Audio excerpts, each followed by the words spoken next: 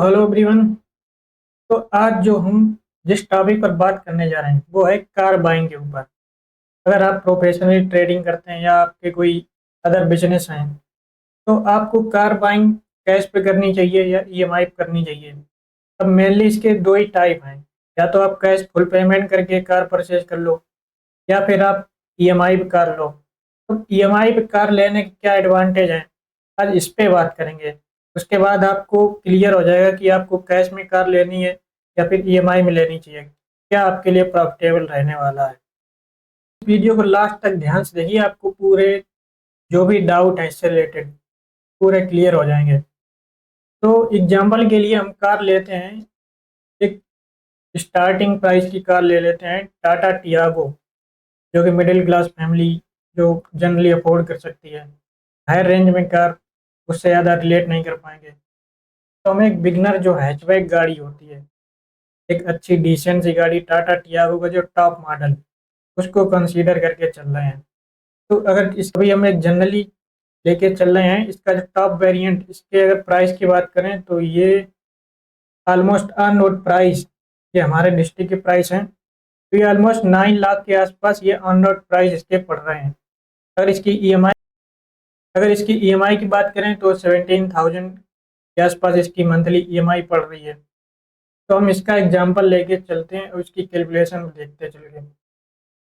अब अगर कार के इंटरेस्ट रेट की बात करें, जिस इंटरेस्ट पे कार ईएमआई मिलती है, जो लोन जिस इंटरेस्ट पे कार लोन मिलता है, तो उसमें जनरली 8 to 10% के आसपास इसका जो इंटरेस्ट रेट यही रहता है।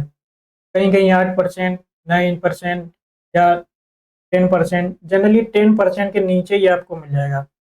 तो हम अज्यूम करके चल रहे 10% मैक्स, इससे कम में ही आपको मिल जाएगा कहीं ना कहीं।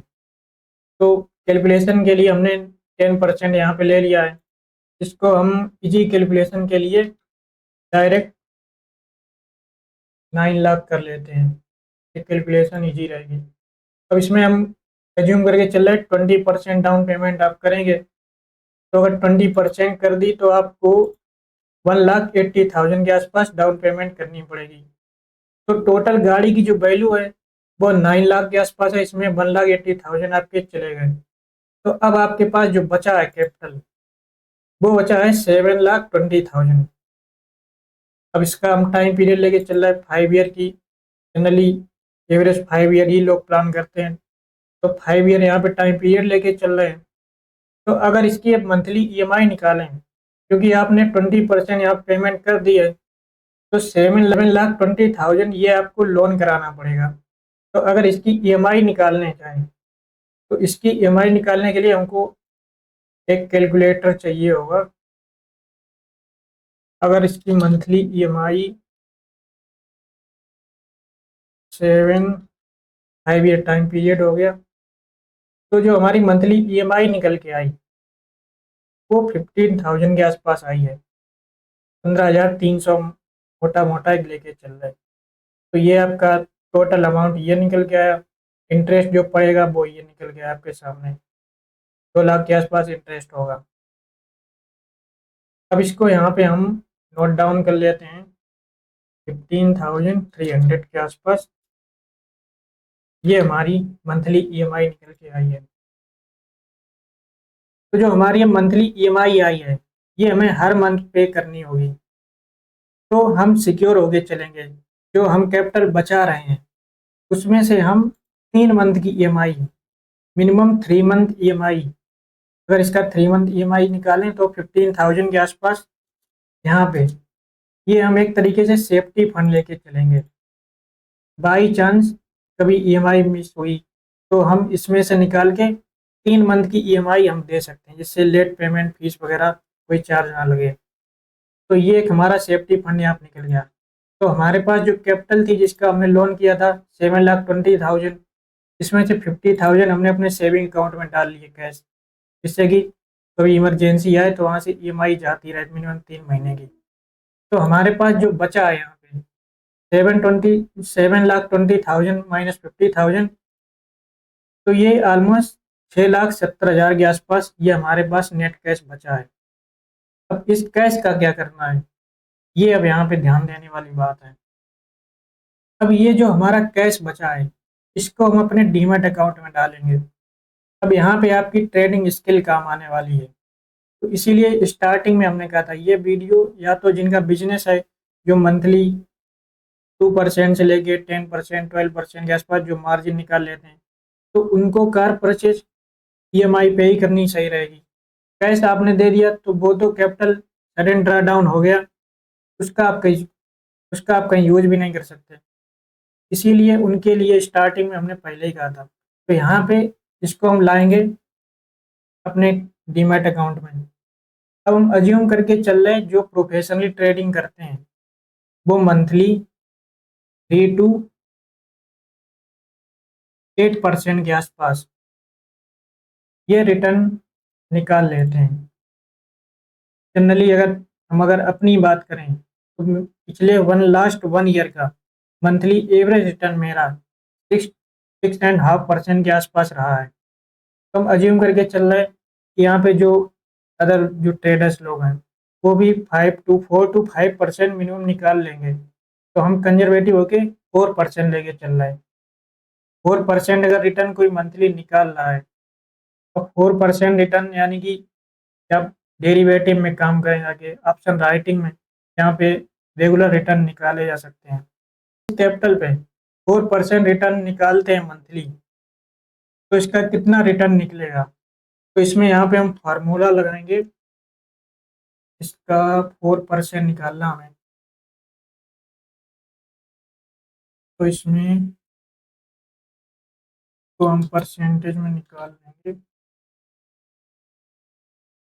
तो ये हमारा 26,800 के आसपास प्रॉफिट निकल गया है। जो इस पे रिटर्न जनरेट हुआ वो निकल के आ गया है हमारे पास। अब यहाँ पे हमें ईएमआई कितनी देनी है? 15,300। यहाँ पे हमने रिटर्न कितना निकाल लिया एक मंथ का? 26,800 के आसपास। यानी कि जो नेट प्रॉफिट हमारे पास कितना बच गया है? तो ऑलमोस्ट ये इसको यहाँ पे निकाल लेते हैं हम। 26,800 माइनस जो ईएमआई है, तो ऑलमोस्ट 11,500 ये हमारे पास कैश एक्स्ट्रा बच गया। अब धीरे धीरे ये कैपिटल में ऐड होता रहेगा। मंथली ईएमआई जितनी हमें पेमेंट करनी, ईएमआई तो फिक्स रहेगी। इधर हम जो रिटर्न जनरेट कर सकते हैं वो धीरे धीरे बढ़ते रहेंगे। 5 साल में जितनी हमें ईएमआई देनी है, हो सकता है उससे ज़्यादा रिटर्न यहाँ से हम जनरेट करके जो कार थी वो ऑलमोस्ट आपकी फ्री हो जाएगी। जो कैपिटल थी वो तो आपके पास रह ही गई, उस पे जो आपने रिटर्न जनरेट किया वो आपका एक्स्ट्रा पेट्रोल वेट्रोल जो सर्विसिंग वगैरह एक्स्ट्रा कॉस्ट जो आती गाड़ी की, वो सारी आप रिकवर कर लेंगे। यहीं पे जिसने अगर कैश पेमेंट की होती तो ये सारी जो अपॉर्चुनिटी है वो उसने खो दी होती। अब जिनको कॉन्फिडेंस नहीं है कि मार्केट में हम इतना रिटर्न निकाल लें मंथली, तो उनके लिए एक सेकेंड मेथड ये है कि वो लैंडिंग कर सकते हैं।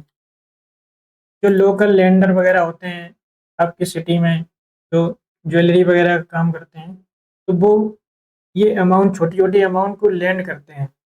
तो उसका जो मंथली जो ब्याज लगाते हैं वो काफ़ी अच्छा होता है।